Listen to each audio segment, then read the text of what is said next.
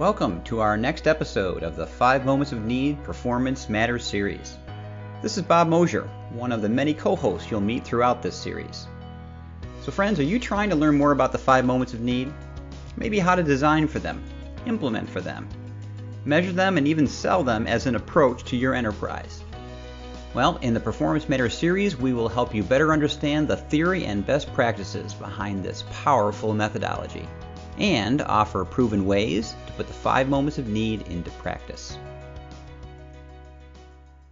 This is Gay Moss, one of your co-hosts, and today we will focus on experience. As such, this will be one of our Experience Matters subseries. I am honored today to be joined by a leader who has led from the front when it comes to the 5 moments, Molly Petroff from St. Vincent Hospital in Erie, Pennsylvania. Molly, welcome. Hi, Gay. Thanks for having me today. Absolutely. And I should have actually started with a congratulations to you, Molly, for the Trailblazer Award. Speaking of which, leading from the front, you received a Trailblazer Award at our recent summit. So congratulations on that. Well, thank you so much. It was a nice honor. Absolutely. So Molly, tell me a little bit about the makeup of your team. Our team consists of 4 full-time educators. 3 of us were on the team when we started building performance support in 2011. There were 6 of us at that time, but some retired, so we're now glad to have the 4th person join us. We are all focusing on hospital-wide, system-wide education and training. Okay. And Molly, I know that we spoke before and also even at the summit about you had educators who became nurses and then nurses who became educators. I found that very interesting. Tell me just kind of a little bit about that, because I think that's an important piece of your team. Well, we are all nurses. 3 of us started out as nurses and then moved into the education arena. And one of us, actually me, started out in education. I was working in an outdoor school and environmental education area, really. And I needed a job full time, so my sisters were nurses, so I went into nursing at that point, and I was lucky enough to be able to move back into the education area in the hospital. Lovely. So you have the combination of both. So I think that speaks highly of your team in terms of both the experience that your subject matter experts will have, but also that you all have, or you in particular, have an educational type background. Wonderful. So now let's go, and we talked before, but who really do you support at St. Vincent Hospital? Let's start there, and then I want you to tell me a little bit about the types of deliverables that you actually offer to support that group of people. Well, we have about 3,000 associates spread over 20 sites in our network. Mm-hmm. We're in mostly northwestern Pennsylvania, and we do have a site that's just over the border of New York, because we're in Northwest, we're very close to New York State also. So we support the main hospital, many doctors' offices, a couple of rehabilitation facilities, and rural clinics. And basically, if they work for St. Vincent, we support them. In our department, we design and we develop all of the instructor-led training, e-learning programs that transcend departmental boundaries. All the education that's specific to like clinical nurses is done by another group. But if it is something that transcends all of the different departments, then we are responsible for it. Okay, so you have that overarching area, so to speak. Right. Mm-hmm. All right. And the types of deliverables. So what are the types of, you mentioned a little instructor-led training, but what are some of the other things that you do in terms of deliverables? We still do a little instructor-led training. Mostly we've been doing the e-learning program development. We've been doing that for many years. And in the last 8 years or so, we have been designing and developing and putting out there the performance support platforms that we've developed for our associates. Okay. One is the safety GPS that focuses on just safety. Then basically everything else goes into another platform that we've called One Learning Place. Nice. So you have a blend, because so often people think with performance support or e-learning, all the instructor-led training goes out the door, but that's not the case. You have a full blend of all different solutions. Wonderful. Mm-hmm. All right. So then speak to me a little bit about why 5 moments of need. What were the business drivers that actually caused you to start to, what they often say, make this journey? So tell me a little bit about those business drivers. When we were first getting started, we were looking at some really obvious gaps that were existing after people went to our instructor-led training, to the point where our managers would come back to us and say, well, if you taught this, why aren't they doing it? Many people were not transferring what they learned in the classroom to what they needed to do on the job. So that was our main driver. We wanted a better way. We knew there had to be a better way of presenting this material to our staff. Mm-hmm. And quite frankly, the return on investment for learning development just was the old way of doing things, if I may say that. It was really kind of fuzzy. We couldn't really prove our worth. Right, because you'll go to the class, they go back, and it depends even on how long it had been since they actually went through the class before they actually performed on the job. And what else they were facing while they were on the job that prevented them from doing what they needed to do. So proving worth was difficult. I bet. All right, so let's talk then about, you've been doing this now for several years. If you had to think about your journey and driving from your location, Erie, Pennsylvania, to San Francisco, tell me approximately where you are on the map. We're probably in the west somewhere. I'd say maybe Colorado Springs. We have gone a long way. We've built a lot of good performance support. It's received some really nice support in our institution, but there's still a lot we need to do to really support everyone. Okay, and I'm just going to have to say Colorado Springs, of all the cities you chose to say, that is my birthplace. So great place to be, Molly. Thank you. I couldn't have teed that up better. Great.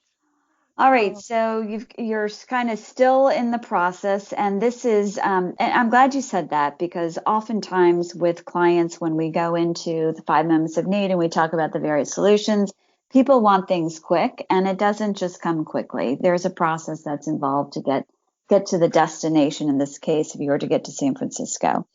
So, Molly, you just mentioned that you're at Colorado Springs, and obviously to even get to Colorado Springs, you needed to start somewhere. So would you think back to 2011 when you were first choosing your first project? Tell me a little bit about that, and then talk about what are the things that you went through that first, let's say, 12 months. Okay, it took several months into 2011 to choose a project because we had several ideas. We wanted to have a project that was going to be visible and make a big impact, that people would automatically see this and appreciate what it was doing and want more. And so we finally had a rather large need become apparent to us, and we chose to do a safety performance support project, and it became later called the St. Vincent Safety GPS. After we finally had that project, it took us about 12 months to build the solution, because we had to have a lot of people come in and help us, know what the steps are, know what the process was, and actually build it. And as we were doing that, we were showing people who came in to help us 2 pieces of paper. They were both PowerPoint slides. One was a picture of what we thought the Safety GPS homepage would look like, and the second page was what we thought the quick step page would look like. And as we were showing people those 2 pages, they would see it, automatically get what we were trying to do, and almost automatically they knew another project that was not related to safety where they wanted to use something like this also. So we became very quickly aware that we needed another performance support solution that wasn't the safety, but one for everything else. And I really liked what you said. You showed them pictures and you showed it in PowerPoint. You did not show it in an actual piece of software other than like a simple PowerPoint, because you're showing them a visual. So I love hearing that it's taking someone from something they know to something that they don't know, but the visual is especially helpful in that case. And they were actually just pictures on a piece of paper. We didn't even have PowerPoint in all the rooms that we were meeting with the different groups who were helping us to build it. So it was a very simple solution, and it made the point. Even better. Great. Thank you. So we purchased our software later in 2011 and got our training, and after that we were able to start building and having something prepared to put out live. It took another 3 months before we were ready to go live, and another 3 months after that. So we finally got in our IT queue to get things set up to go live. And then we went finally live with both a safety GPS and one learning place in the summer of 2012. Wow. So over the course of 12 months, so the first section is you're getting some buy-in with some pictures. You then, key point, purchase the software later once you have that buy-in. Then you go through the process of actually getting it set up and working with the IT groups and so forth in order to deploy the solution. Exactly. Great. So Molly, based on that and going through those 12 months of getting to a point where you rolled out an EPSS in this example, let's step back and talk a little bit about what it was like for your team to make a change. And again, I'm assuming that you are coming from a traditional approach of designing a class and then rolling out the class, but now you're designing not only maybe an instructor-led and some e-learn, but now you're introducing some of the EPSS.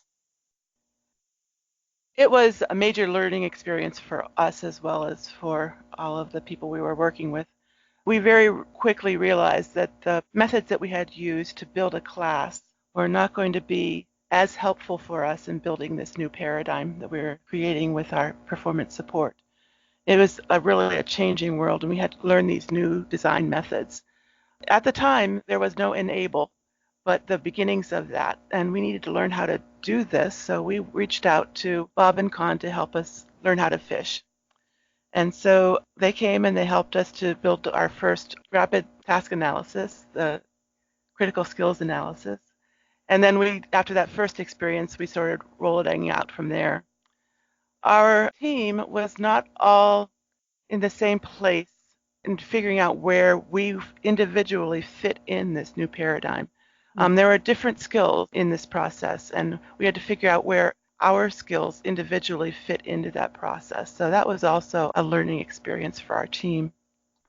And so did your team, did you have a combination of people who were, for example, instructional designers? Maybe you had some trainers. Did you have that kind of mixture of skills, or tell me a little bit about that? Prior to this, we had all done some instructional design, all done some instructor-led training. We were kind of the master of all trades here because you're a small team. We're a small team, yes. You have to do it all. Exactly. And so, yeah, but some of us were better with the technical end of it. Some people on our team are much better with analysis. Some were better with the rapid task analysis with the people skills. And so finding the right niche that we fit in and to build this new product was a very interesting process. So really kind of stepping back and looking at it at a different lens in terms of, okay, I specialize in this, I specialize in this, and I specialize in that. Let's now come together and figure out what makes the most sense, because it's a different world when you start getting into an EPSS certainly from instructor-led training and in e-learning or even job aid, whatever you have. Yeah, and it was very important for us to realize that although we were building a technical end product, this EPSS, it wasn't only the technical skills that were going to be needed to do that. So. All right, great. So along the same lines in terms of what change you went through, if you had to do this again, which you will, tell me a little bit about the lessons learned. Specifically, if you were to go back in 2011, knowing that what you know now, what are some of those things that you would have done differently? Well, as I mentioned, there was no enable design process back when we started. Mm-hmm. So you can avoid a lot of the problems that we had by just following that enable process. So I'm going to put that as a little advertisement for that course, because it really has been very good for us, even though we were starting this before we took the class. Which is why you get the Trailblazer Award. So we didn't really formally decide before we started how we were going to recognize that we were successful once we were done. And so it was difficult in the aftermath to try to scramble and catch up and figure out, okay, what should we have set as our goals for this? So recognizing what your success is before you even get started is something I would say we should have done. Great point. So defining what does success look like, and then even what are we going to use to perhaps evaluate or to measure what success is. Exactly, yes. Okay. Also, we were totally unprepared for the overwhelmingly positive response we were going to get from our hospital, our organization. after we put out those first two EPSSs, we were just bombarded with other requests for other processes, other projects to be added to these two solutions. And so we had to, again, scramble to establish our norms on how we were going to set priorities for what we did next. So we should have really had some kind of policy in place before we even started, but we were totally unprepared, like I said, for the overwhelmingly positive response. Well, that's a good thing because generally speaking, you're always afraid of, oh, it's not going to go so well. But this one in your case went exceedingly well. And I wonder sometimes if you say kind of what is your end point, have the end result in mind, because then you can better prepare. But as you said, sometimes you just got to jump in and do it. And that's what you did. So good knowing that you've got to prioritize. All right. Anything else for those listening that you would give them as a recommendation of what to do differently? People advised us to pull in some experts whenever we did our little focus groups to help to develop our processes and our tasks and our steps. But we realized as we were working through this that maybe the experts per se were not really the best people to have in these groups. We recognized that as we were trying to pull out the steps from them, the processes that we were talking about were so ingrained into these people's workflow that it was really difficult for them to remember back to whenever they had to do it step by step by step. We found that the people who maybe weren't so experienced, maybe the newer people who were getting to know this, they were good at it but had just learned it, were the better people to pull into these, we called them focus groups, to have them say, okay, you do this, then you do this, then you do this. Then we would take those steps that was built from that level of experience and then take that to the experts and say, is this right? So we got their, validation, but we didn't really use them to build it. So often we'll say get the subject matter experts. And if I'm hearing you correctly, in your particular case, the subject matter experts were such experts that they weren't even thinking about some of those steps or what we call like the supporting knowledge type thing, that kind of contextual information. So having this other group that were maybe new to it or somewhat new, they would go through, provide the steps. Yes, this is what we would need to understand. And then you validate it with your subject matter experts. We started with the experts, but then we fell back a little bit later and started just using those. We called them the competent people or the proficient people, not necessarily the experts. That's a good way to put it, competent. All right, now we talked about what you do differently. Tell me about what would you do the same? What worked extremely well, and when you do it again, you're going to do the same thing again. I already mentioned that when we get started, we reached out to the experts. We said, we don't want to totally reinvent this wheel or try to figure out how to do it on our own. If people know how to do this, let them come in and teach us. So we did that, and I would really recommend that if anybody had the opportunity to do that also. Okay, that's a good recommendation. So I'm thinking back to the time frame. That's a question we get often asked. How long does this take us to do this? Would you say that you would need the full year? Do you feel like that's a realistic time frame from beginning to end? And is that something you would recommend to people to say, hey, think about this as a 12-month engagement? I think it really depends on the scope of your project. We really got ambitious with saying our first project was going to be everything having to do with safety in a hospital. And indeed it was. But it was what we had. We had easy access to those people who were going to help us build it. If we were just going to do performance support for just one small section of that, because actually in the safety GPS, we have close to 48 projects, individual performance support projects. So if we were just doing one of those, it would, of course, take a lot less time to build that from the beginning. So I really think it depends on how big your project is. And I would really recommend that you start with a smaller project than what we did. So start small, and then based on that, it might take obviously a little less time, but I think most people are ambitious. And also what you said is it went over very well. So when people are asking for more, you naturally probably want to provide more. Right. Okay. We started One Learning Place with just a couple of processes and not the 49 it is today. day, but just a few. And so that only took us a couple of months to get up and running. Because again, that was our first project that was not safety based. So we went from a 12-month project with a GPS to more like a 3-month, totally new build with our One Learning Place. And how are your associates who are your audience when they see something and they don't know that something else is being added to it? Are they okay? Because often people will ask me, oh, well, we've got to have this perfect solution out. Do you really need to have that perfect solution, or can you get 80% of that solution out to your audiences and then they like to see it develop because they know, oh, we're going to have new content soon, or we're going to have new information soon. So they kind of trust that something else is coming. Yeah, we look at both of our platforms as living, breathing children, and they are growing and they are going to be developing as we go. And so we rarely have something totally, completely finished perfectly before we put it out there. We get out what needs to be out right now for what's happening, and then we would improve and enhance that as time went by.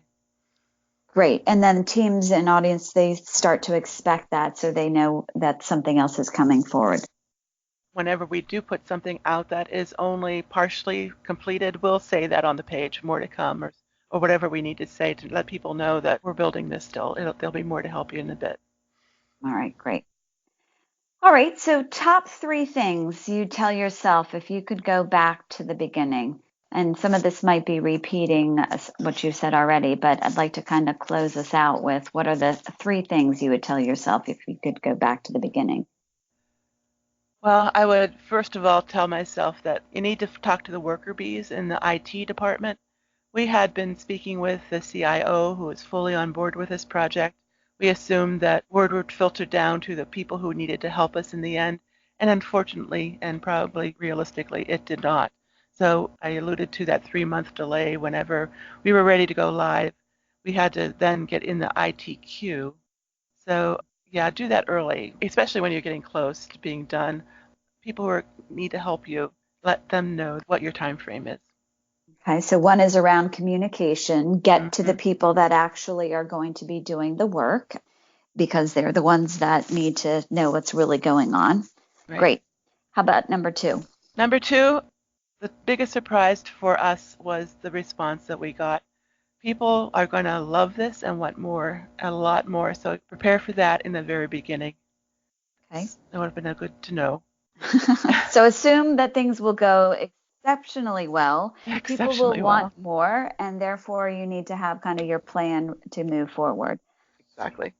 Okay. And the 3. last thing, I'd probably tell myself to, get a good seatbelt for your office chair because this is going to be an awesome ride. Very good. So a lot of busy. And do you find that you were constantly, I know we do, you set out on a course and it's just like any kind of road trip. You've got it planned, you've got your course, but you definitely need to be flexible and be able to kind of switch gears at any time and be agile, if you will, in terms of moving. So would you say that was the approach that you had taken? It's the approach we're on now, absolutely. You never know when there's going to be a new priority from the organization or a new piece of equipment coming in, and so you need to adjust what you're doing to make yourself most useful to the organization. So Great. That's our goal. We had a clinical educator come to us because the hospital was opening a new intensive care unit where they were going to be putting the patients after brain surgery into this department. Actually, it was an existing department that didn't have these patients before, but now they were getting these patients. So we had to teach them how to take care of a post-operative brain surgery patient. And this exact process had happened about 20 years ago in our hospital, where we were opening a brand new neuro ICU. And those nurses at that time went through a 40-hour class, instructor-led training, on everything there was to know about taking care of this patient. And after the course was over, the unit opened about several weeks later, and the nurses who had just taken the training needed assistance from experts to be able to take care of the patient. They could not do it alone. So we had that experience in our history. Now, the clinical educator came to us with that, framework in mind, saying, we need this 40-hour class again. And we said to her, one of my colleagues worked very closely with her and said, well, this didn't work so well last time. We're working on this other process called 5 moments of need, and we'd like to walk through this with you and see what would happen if we did this instead of 40 hours.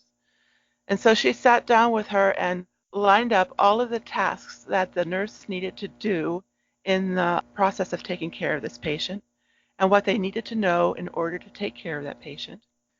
And we boiled that down to 4 critical skills and what needed to be done for each one of those skills in order for the nurse to know in order to do.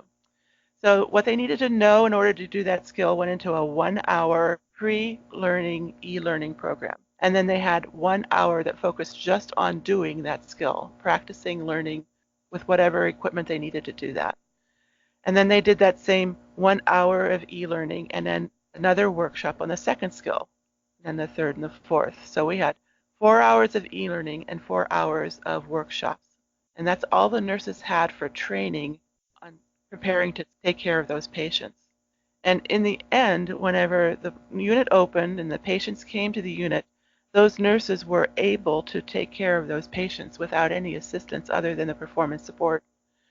So our outcomes this time, with using the 5 moments of need as our platform, as our framework, were far better than the results we had 20 years ago. Wow. It was all IT and with much less training. So it's really phenomenal to think about what was accomplished there. That is, and the importance of which, like, talk about criticality. Exactly. Yeah. Brain surgery patients, folks. Exactly. That's wonderful. So what was the reaction from both the nurses and the C-suite? What was that reaction like? The nurses loved it. They thought it was very practical, and they loved to be able to actually take care of a patient. They felt very fulfilled. The management liked it because their staff were actually able to perform. The physician who was involved in this, the neurosurgeon, was bragging about this course to all of his colleagues. And pretty soon we had the cardiologist wanted his course done like this, neurologist. I mean, everybody all of a sudden was starting to clamor for this new way of doing things. They didn't know what to call it. Actually, they called it the Norma method because Norma was the clinical educator who first brought this project to us. And we were okay with that. Let it be called the Norma method. It's just Absolutely. a better way of doing things. Right. Whatever it needs to be called, do it. But wow, that is a great story. So thank you for that. All right. Well, Molly, thank you very much. It's been a pleasure as usual speaking with you and look forward to a future adventure with you. Thanks, Kay. It was nice talking to you too. Well, that's it for this episode of the 5 Moments of Need Performance Matters series. We look forward to future conversations around how to best put the 5 moments of need into practice. We welcome your feedback and can be reached on Twitter using my Twitter handle at BMOSH, as well as our 5 Moments of Need website, which is www.5momentsofneed.com. We hope you're finding these helpful and will subscribe to future episodes. Have a great day, friends.